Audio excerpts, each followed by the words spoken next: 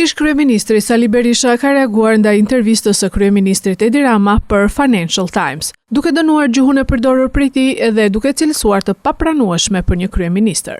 Berisha deklaroi se kryeministri ka fyer qytetarët shqiptar në një media ndërkombëtare dhe se reagimi i tij ishte shokues për gazetaren dhe opinionin publik. Ai e krahasoi mënyrën e komunikimit të kryeministrit me atë të regjimeve autoritare, duke shtuar se Rama nuk sillet si padrino, por shumë më keq se padrino.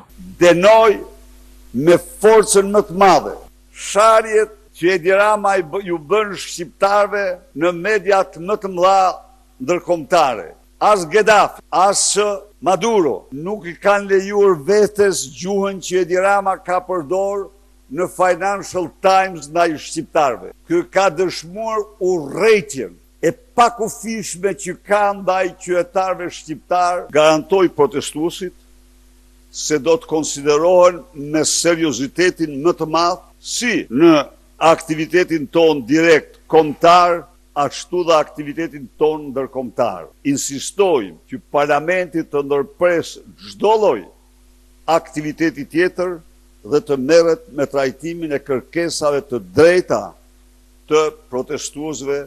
Reagimi i Berishës vjen pas intervistës së kryeministrit shqiptar për Financial Times, ku ai hodhi poshtë akuzat për korrupsion dhe mbrojti investimin e Jared Kushner në Shqipëri.